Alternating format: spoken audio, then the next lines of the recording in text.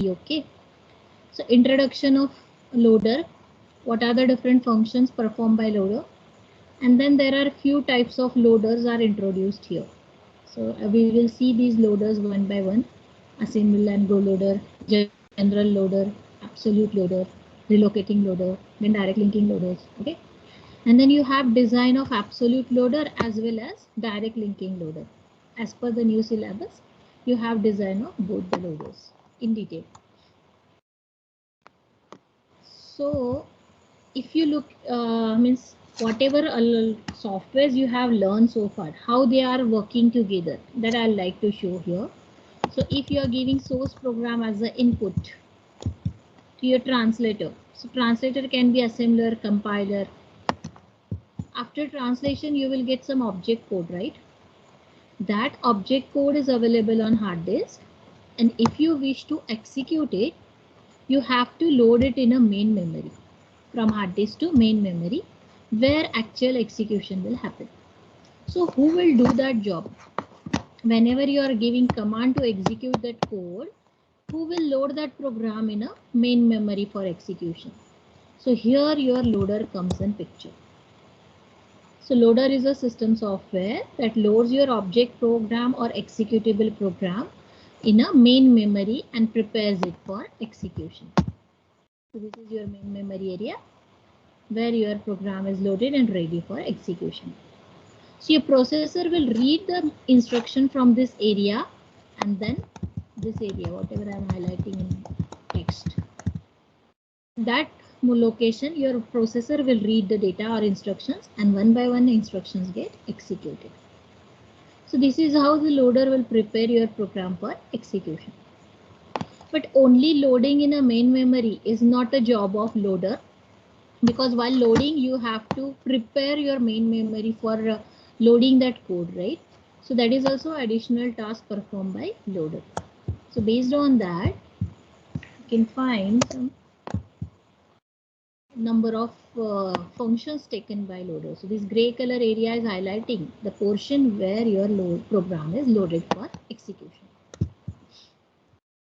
The very first requirement is your RAM is having n number of slots or memory locations, right? So which should be allocated to current program. So your loader will search your entire free blocks in a main memory area, and depend on your input object code size, which is possible to fit in that particular box. So that box will be selected and allocated. So very first function performed by your loader is allocation. So it will scan all the free blocks in a memory and compare its size with your input program size, like object code.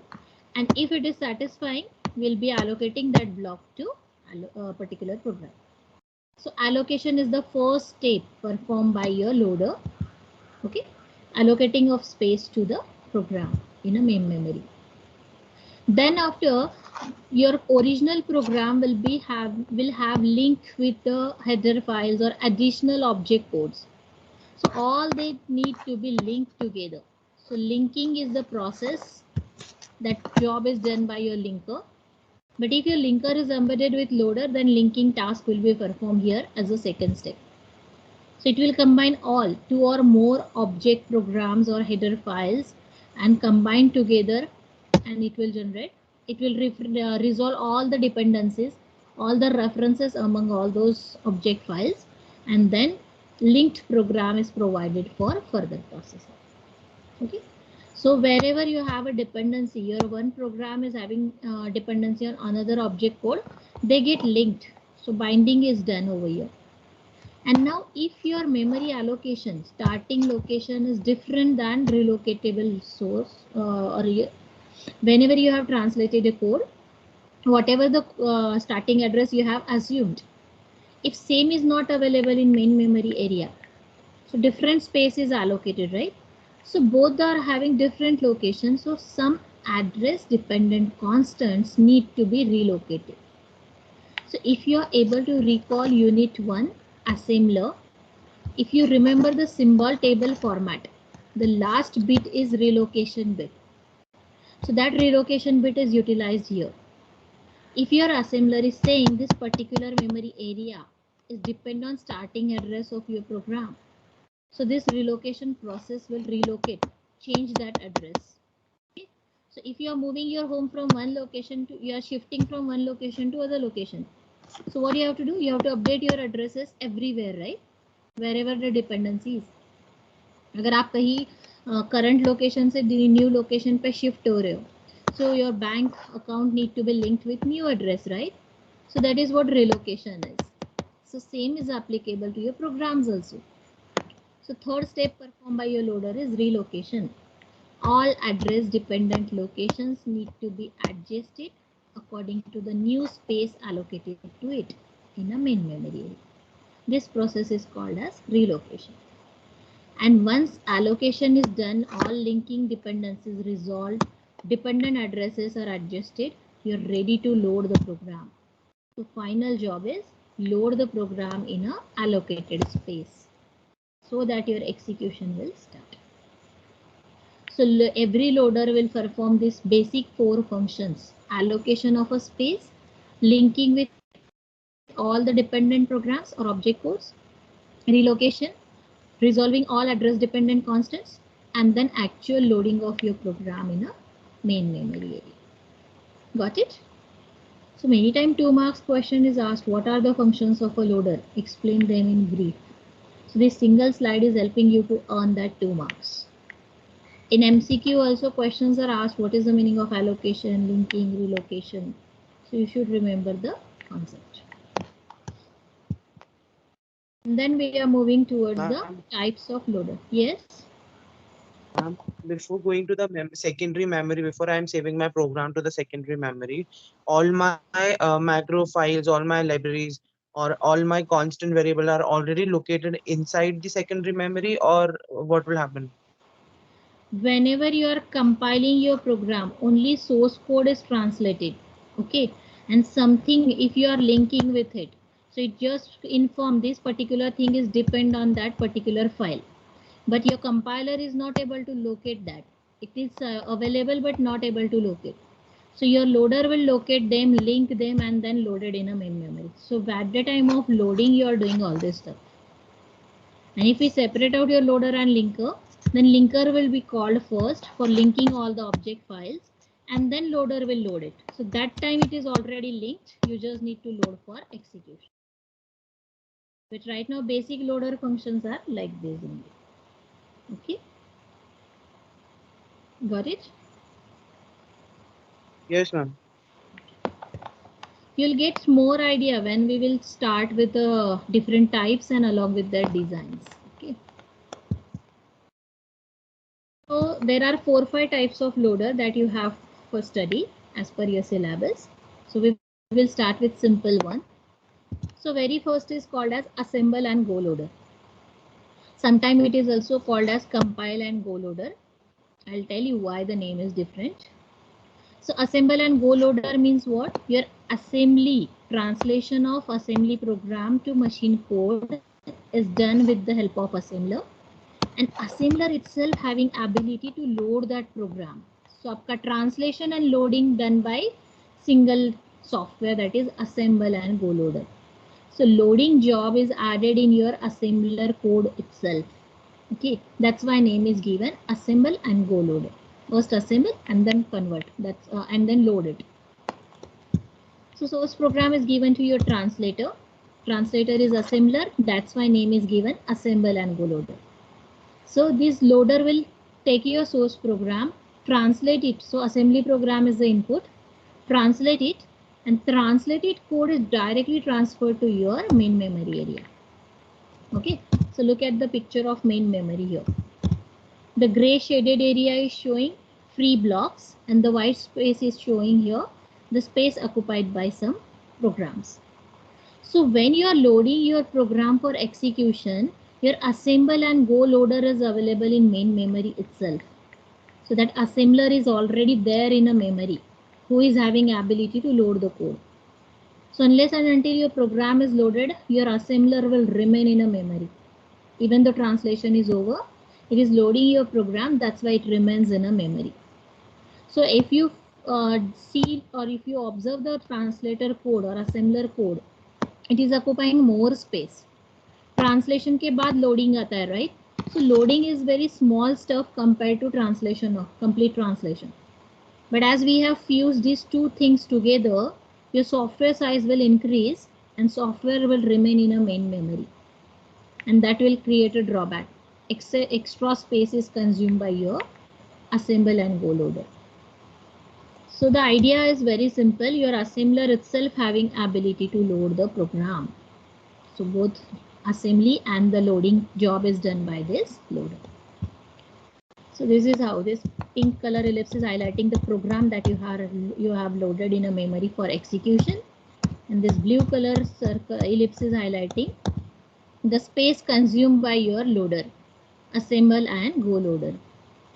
Okay, based on that we can have this single diagram enough to understand how the working of assemble and go loader is, but it is having its own drawbacks and advantages. Okay, so the basic characteristic is your object code is directly stored in a memory after the assembly, and then single jump instruction. So your assembler will have a jump instruction which will transfer control to first instruction of your program, from where execution will start. Okay, what is the advantage? Implementation will be very easy because you don't have to search where the object code is, what are the dependent programs are, because your translator is doing that. So only adding single one or two lines to jump the instruction to particular location is very simple. That's why very basic advantages, it is very easy to implement. Assemble and go loader is easy to implement and it's simple in nature. But it is having a drawback. One drawback is I already highlighted. Extra space is consumed by your translator because it remains in a memory till loading get completed and execution begins. So memory is occupied by assembler is wasted because after translation job of assembler is over.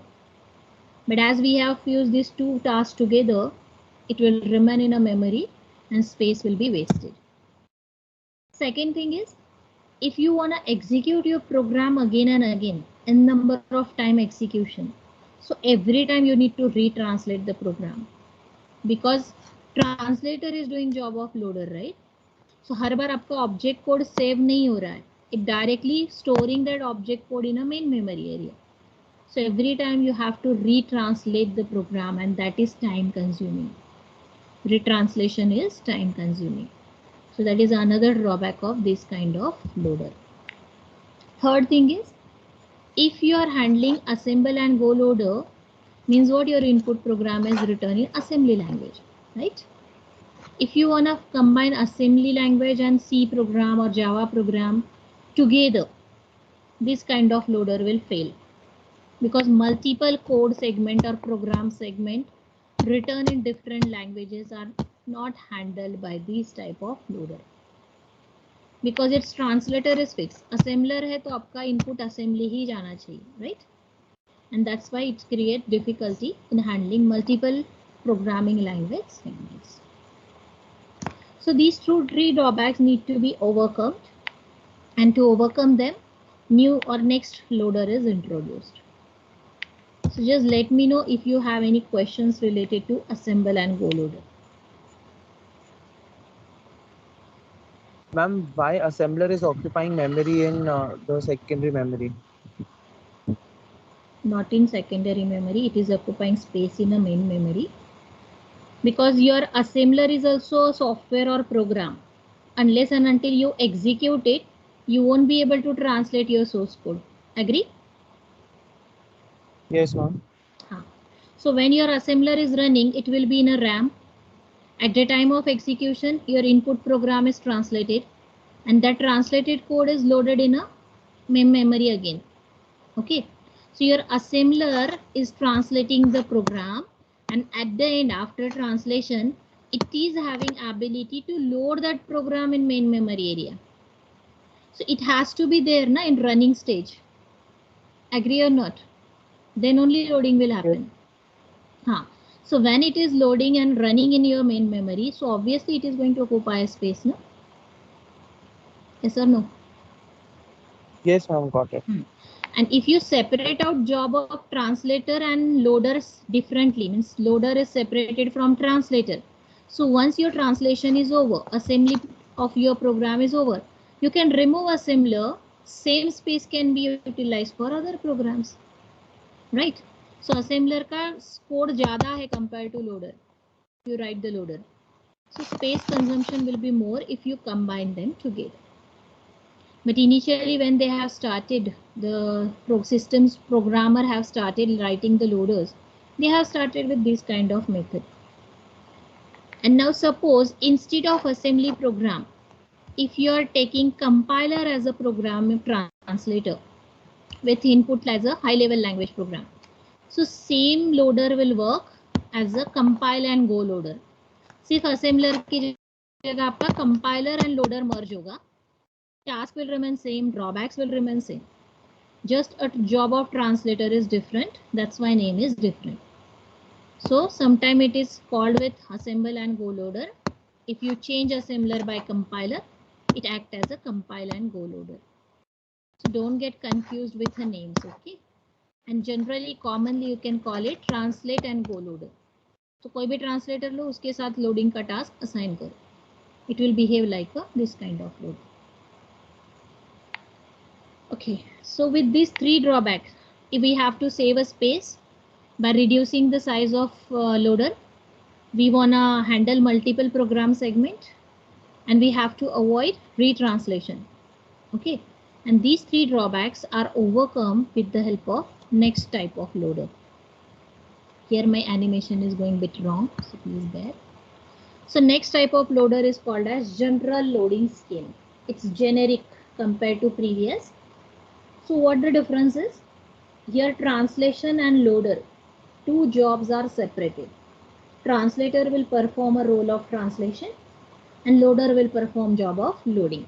Allocation, linking, relocation and loading. Okay. The source program is suppose written in C language given to a translator, which will generate object code. So this is what shown over here. And again another program, subprogram procedure given as an input to translator, it will generate object program too, right?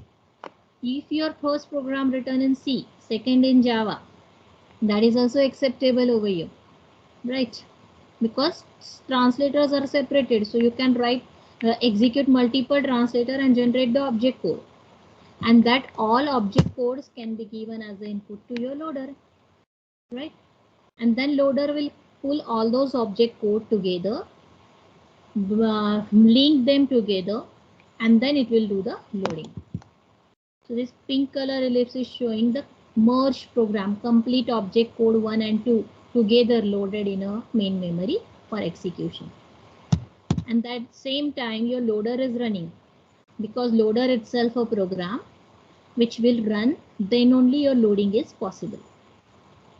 But as we have separated the translator from loader, so the translator program is not necessary to remain in a main memory. So that much space is saved here compared to previous loader.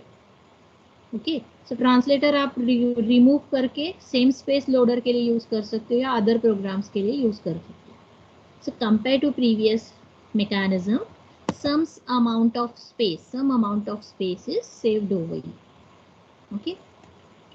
Then second thing is, as we are allowing translator separated from loader, you can use n number of programming languages and accordingly translation will be done.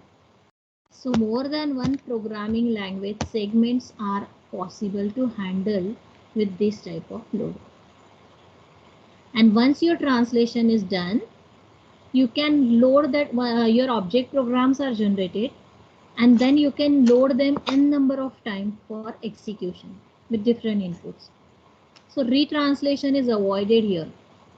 एक बार translation हो गया, no need to retranslate. Simply loader will load it, because we have separated the loader from translator.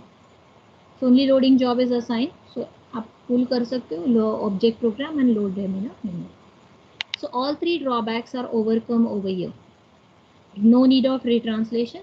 Some amount of space is saved because we have separated the translator. And multiple object program can be generated with multiple translators. So multiple programming segments are possible to handle over.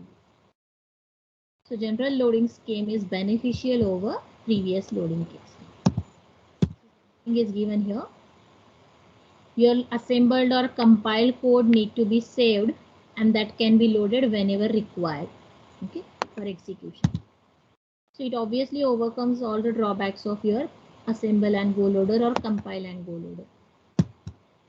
So obviously whatever the drawbacks of previous is advantage over here. So compared to your assemble and go loader, general loader is having small amount of size, so definitely space is saved. No need of retranslation or reassembly unless you modify the code. If you modify original program, you need to retranslate.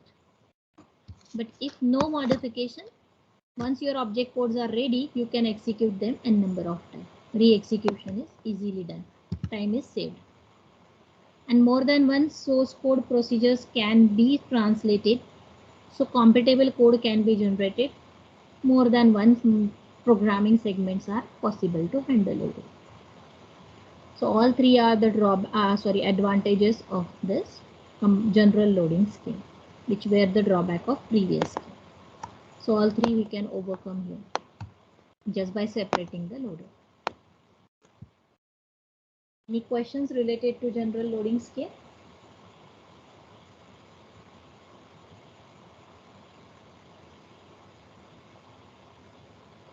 Any questions related to general loading scheme? No, ma'am. Third type of loader is absolute loader. Can anyone guess what is the meaning of word absolute? Forget about loader and all. Just tell me the meaning of absolute, what you understand with word absolute.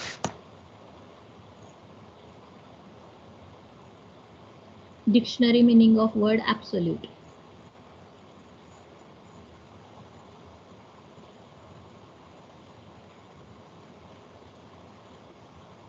Have you heard about the term absolute? Complete.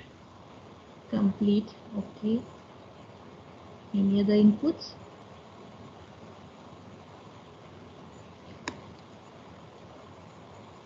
Any other input from your side?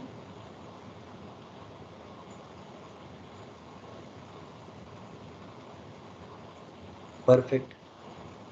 Perfect.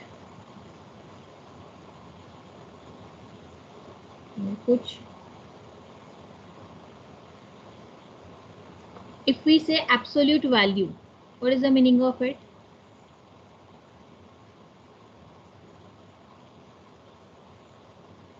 So sometimes absolute values are not possible to change.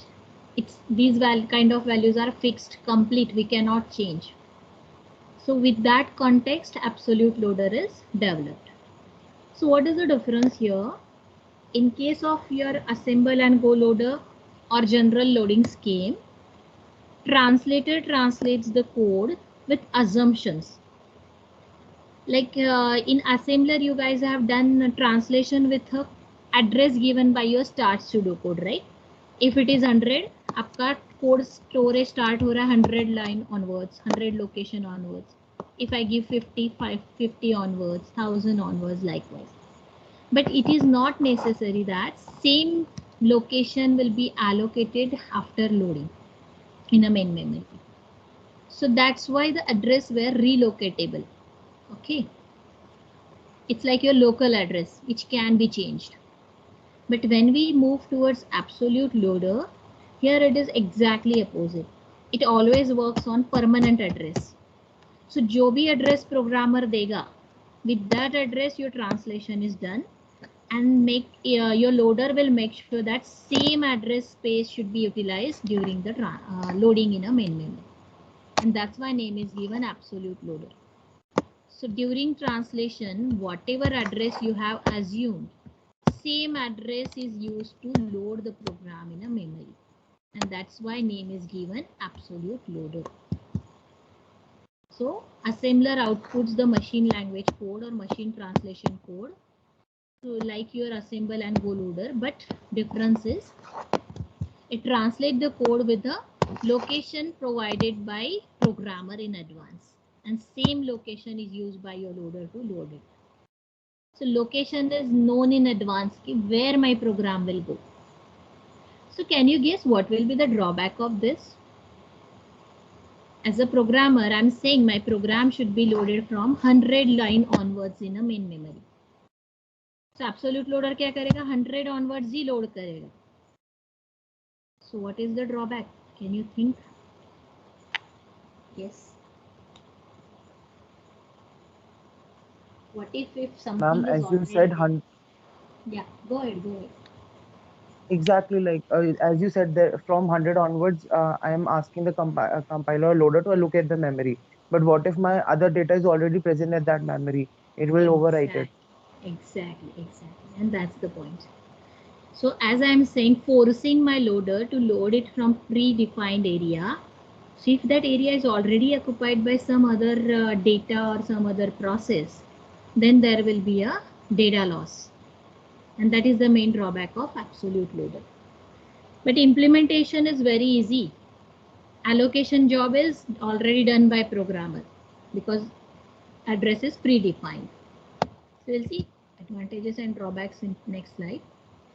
So if you are using absolute loader, these kind of loaders are used by specific machines, or you can say specific embedded systems, where they are aware that memory location will be always free and it should be loaded in a same space.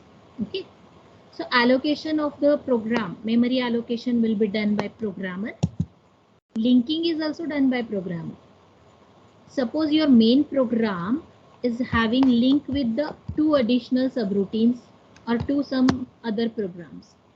So that two other programs are also having address predefined by programmer.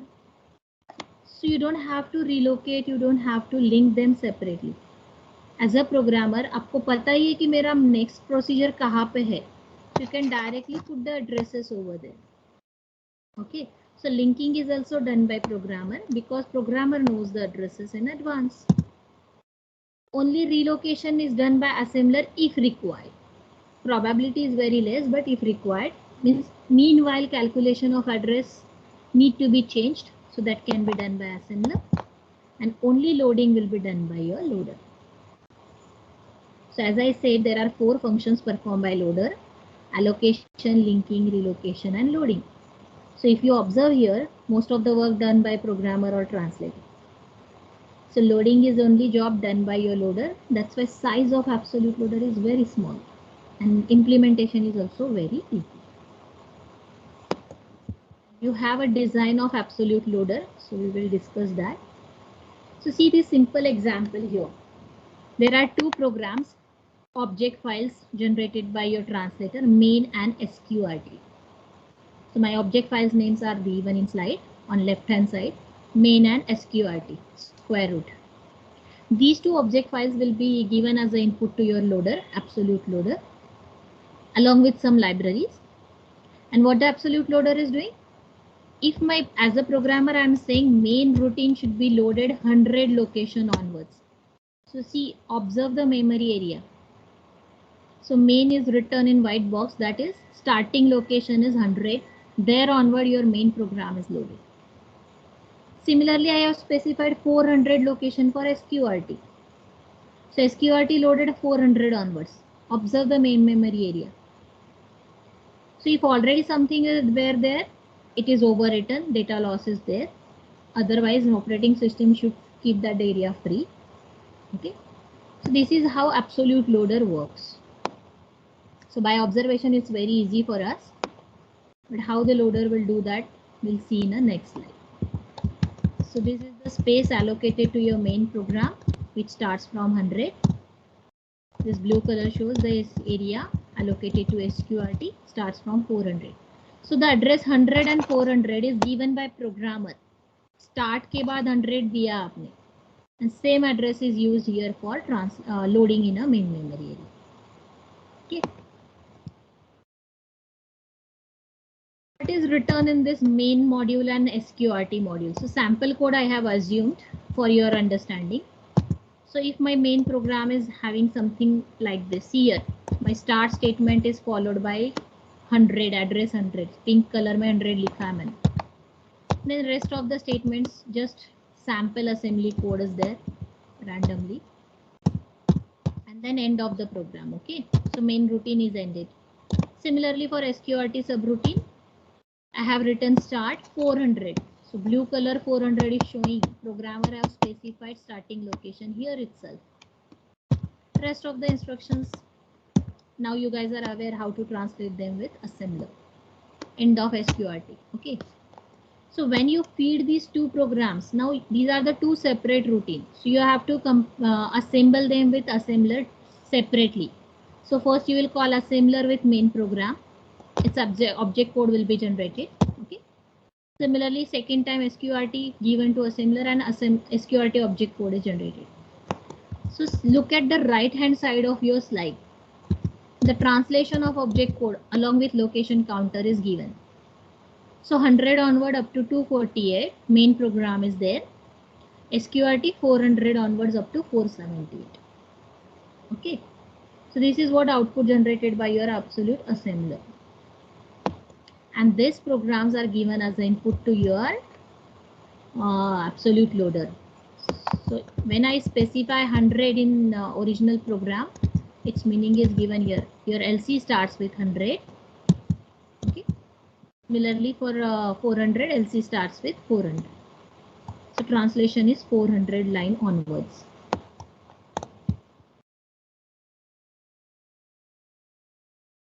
And then in while designing, I'll refer the same code and I'll show how this translated code is loaded in a main memory area with the help of proper algorithm. So what is the advantage of using absolute loader? I have already specified it is the simplest type of loader to implement, very easy to implement. But it is coming with lot of drawbacks. Very first is, as a programmer is going to allocate the space, allocation is done by programmer, right? So programmer have to specify all the addresses to the assembler. Definitely it will create headache when you increase number of subroutines. If you are having more than 7, more than 2, more than 10 subroutines, each subroutine starting address need to be remembered or what we can say written by programmer, and that will be definitely a complicated job if your number of subroutine increases, because linkage will be done by programmer. So definitely programmer need to remember all the addresses, all absolute addresses explicitly, and that you are using to link with a subroutine. So subroutine linkage done by programmer by memorizing all those addresses. And if your number of routines increases, definitely task is difficult. Then next hurdle is, suppose you are having 100 subroutines. By any way you have remembered their initial addresses. Overlapping भी avoid करना आपको. And meanwhile, if you feel particular a module need to be updated by adding few lines, and if it is increasing length of the one of the segment or subroutine, rest of the subroutine may be overlapped. So आपका काम बढ़ेगा. That programmer need to reallocate rest of the space. So if you are making any change in any of the subroutine, because of which length of subroutine increases, rest all subroutine need to be reallocated with different addresses. And why to reallocate? You have to avoid the overlapping. Data loss avoid करना. So definitely a tedious job होगा. Okay. So up to this, any question? Have you understood how absolute loader is used, why it is used, and what are the drawbacks?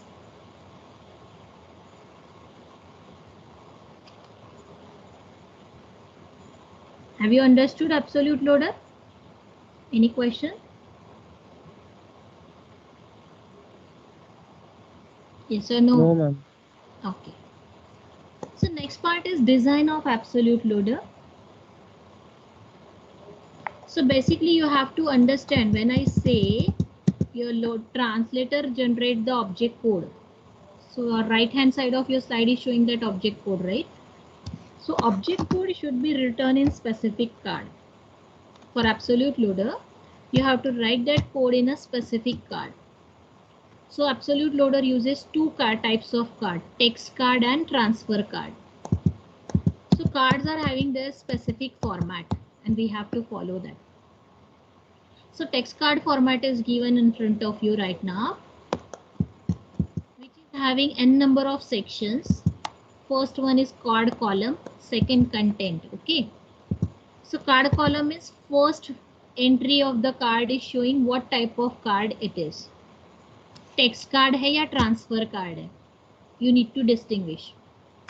So if it is a text card, card number should be 0. If it is a transfer card, card number should be 1. Okay. So card type आपका sign होगा with 0 or 1. 0 है तो text card, 1 है तो transfer card. Okay. That is called as text card identifier.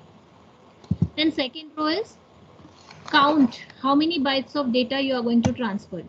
Current card पे कितने bytes का data जा रहा है? 2 byte, 4 byte, 8 byte, 60 byte. So that count you have to mention here. Then 3 to 5. So basically this is a byte by byte information. So first byte is showing card type, second byte is showing count, third to fifth byte, 3 to 5, that byte information is showing address at what data should be transferred. So कौन से memory area में आपको ये data number of bytes उठा के paste करने, load करने. So that address should be specified here. And then your 6 to 7, that slot is empty right now. Okay, it can be used for validation purpose, data validation purpose, but right now assume it is empty. And then onwards 8 to 72. So this is the space of 64 bytes. So these 64 bytes space is utilized to store your actual object code, instruction or data. And then last entry is sequence number. So just look at this text card information and tell me maximum how many bytes we can store here. Actual object code. How many bytes of object code we can store maximum in one card? Guess कर सकते हो?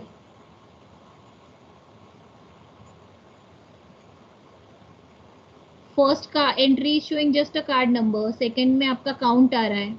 Third is showing address. Fourth is empty. So if you look at 8 to 72, that area is of 64 byte only, जहाँ पे आपका actual object code load हो सकता है. So one card can hold maximum 64 bytes. If you are having more than that size, program size is more than 64 bytes. So what you are supposed to do? Multiple text card you have to use. More than one text card are allowed. And that is the reason your card sequence number are required. क्योंकि cards अगर randomly load करोगे, you are not able to generate required results. So my first 64 byte will be on first card, so my card number will be 1. Then rest of the 64 bits are on second card, third card, fourth. Likewise, sequence numbers are given 1, 2, 3, 4 onwards. So everyone have understood what is the meaning of text card? Suppose you are having 128 bytes of data. So one text card is not possible to hold it. So first 64 bytes will go here and rest of the bytes will go in a second card. Multiple text cards are allowed. But there will be only one transfer card. Remember, for every assembly code, multiple text cards are allowed, but only one transfer card is there.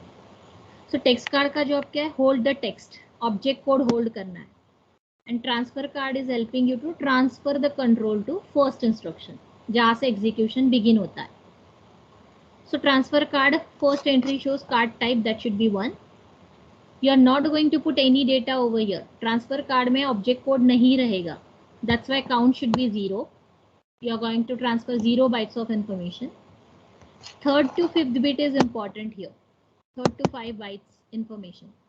So address of entry point, where you are actually starting the execution. So that address is important and वही carry करने के लिए transfer card use हो रहा है. 6 to 72 bytes are empty, no use of that space. 73 to 80 is a card sequence number. So last card का जो भी number होगा वो यहाँ पे आ जाएगा. So this is what the format of cards are. Let me check the time. Yeah. So today I'll stop here. In next lecture, you have to remember these card types. I'll give an example. I'll show how the entry of each and every byte we are going to create and how that cards are used to load the program in a main memory. And that is actual design. Okay, so your absolute loader receives input in the form of some cards like text card and transfer card. Multiple text cards are allowed, but only one transfer card is there. So text card is holding your actual object code and transfer card is helping to transfer control to first instruction. So this is what the gist of today's absolute loader discussion. If you have any questions, please put it. Rest of the design we will discuss in the next lecture. So this example and all I'll explain in the next lecture.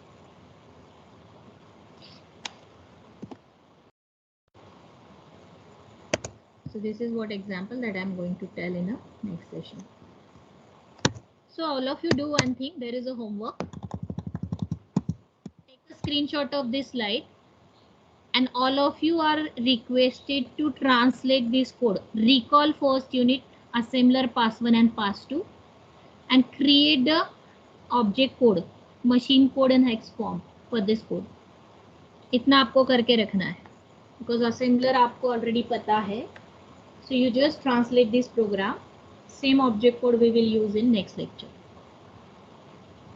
So all of you are informed to take a screenshot of this and do the needful. इसका object code आप मुझे भेजोगे by tomorrow or day after tomorrow.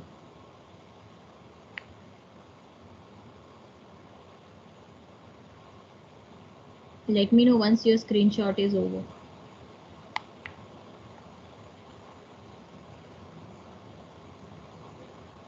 Done? Ma'am, I have a doubt. Yeah. Yeah. Ma'am, via text card, there is a last second section which is able to store only 64 bytes of information. Why is that so? Because it is promoting us to break the instructions into two parts. Now reason is if we create a huge size, actually this absolute loader is again written or based on IBM 360 machine. So whoever the programmer for this loader, what they have thought is if we keep long size and during translation, if there is some interrupt or some event generated, high priority event generated, so translation will be broken or suspended. So it's better if we are safely transferring partial data successfully so that we can maintain the card number that this particular card is loaded successfully. And then in between we can handle some events or interrupt and then rest of the data can be translated without any data loss. So that was just a motive, nothing else. You guys are learning computer networks, right? Yes, CN पढ़ रहे हो, हाँ. So I don't know you reach to packet transfer or not. Why you are dividing your data in different packets? Why you are not sending complete data as a single packet?